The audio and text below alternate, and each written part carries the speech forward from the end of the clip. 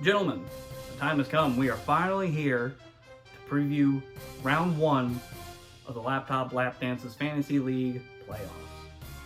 Time has finally come. We've worked so hard. A lot of ups, a lot of downs, a lot of waiver claims not claimed. And yet here we are. So let's get right into it. First things first, we got a Saturday slate of games to be aware of. Look out for your lineups and many other players you might want to pick up before we get there. We got Minnesota versus Cincinnati. We got Pittsburgh versus Indianapolis. And we got Denver versus Detroit. A lot of playoff implication players in those games. So make sure to adjust your lineups accordingly going into Saturday morning. Commissioner's taking a vacation. I mentioned it in the preview.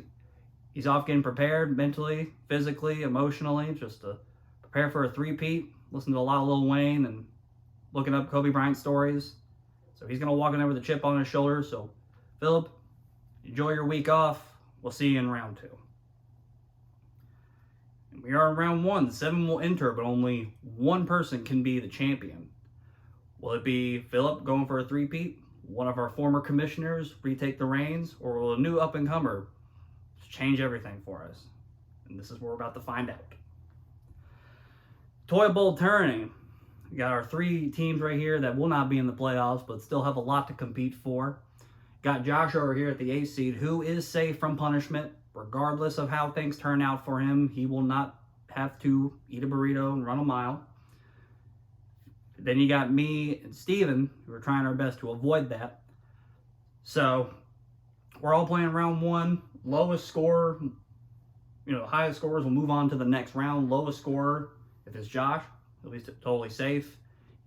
But then you got me and Steven. Whoever loses first between us throughout the round 1 or round 2 will have to deal with the punishment. So just a lot to keep an eye on.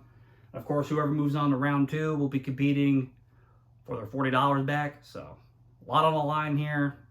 We'll see how that turns out for us. Let's go into these matchups now. We got at the 4th seed, Jesse with a 16-12 record, going up against Justin at the 5th seed with a 15-13 record. Jesse's got a lot going on for him. Thursday Night Football, Eckler, Jacobs if he's cleared by then, and Devontae Adams will be playing. We got George Pickens, Deontay Johnson going up against each other Saturday. Jesse's got Gibbs on Saturday night too, so there's a lot going for him starting off. Then, of course, you're going to have Jalen Waddle versus Puka Nacua, 2 standout wide receivers who have done great for their teams this year, fantasy-wise and in the league. We're going to have Josh Allen and the Bills defense going up against Jake Ferguson, the Cowboys defense. You're going to have Jesse's got Lamar on Sunday Night Football. Justin's got DeAndre Swift Monday Night Football. You'll have CMC versus Eckler. We got DJ Moore versus Kieran Williams. Of course, you got your standout quarterbacks too, Josh Allen, Lamar Jackson. Just a premier matchup to see in round 1. Now, if we look into the past, previous matchups, Justin's got a little bit of an edge on Jesse. Week 5 just completely blowing him out of the water, and back in week 8, competitive matchup between the two. So Justin's got a little bit of the favorite here, with a 2-0 record, especially this year. But Jesse's got a lot of dogs that are looking, get him a win. So here's the percentage what we have in favor according to Sleeper Stats, that got a 52% chance for Justin to win this. The commissioner's office via Philip Witt in this matchup is going to take Jesse Witt, though. Like I said, Jesse got a lot of those weapons, but Justin's been competitive, so this will definitely be a matchup to keep your eyes on, whether if you have a stake in it or not. So look out for that. All right, at the 3 seed, we got Nathan with an 18-10 record going up against 6-seeded Brent with a 13-15 record. Brent may have Justin Jefferson. Of course, it's already been confirmed in the preview that he will suit up, but just how he holds up, we'll have to see how that goes. And also Ty Chandler. So Saturday afternoon game, Brent will be turning on his TV, especially for Jared Goff and Sammy Laporta going up against each other in that game. Is Brent going to have to run playoff double tights? We joked about it. Some of us have been used in our desperate times, but when it comes fantasy playoffs, Brent's willing to put it all on the line. We'll see how that goes. Some stout backfields will be going up against each other. We got Derrick Henry versus Alvin Kamara. Great wide receiver, veteran wide receiver work going on here. Mike Evans versus DeAndre Hopkins. Once the 4 p.m. games are over, Nathan's team is done. then you still got Brent going on with A.J. Brown, Dallas Goedert.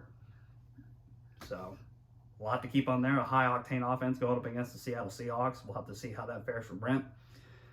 And, of course, the overall matchup, Cooper Kupp and Stephon Diggs versus A.J. Brown and Justin Jefferson.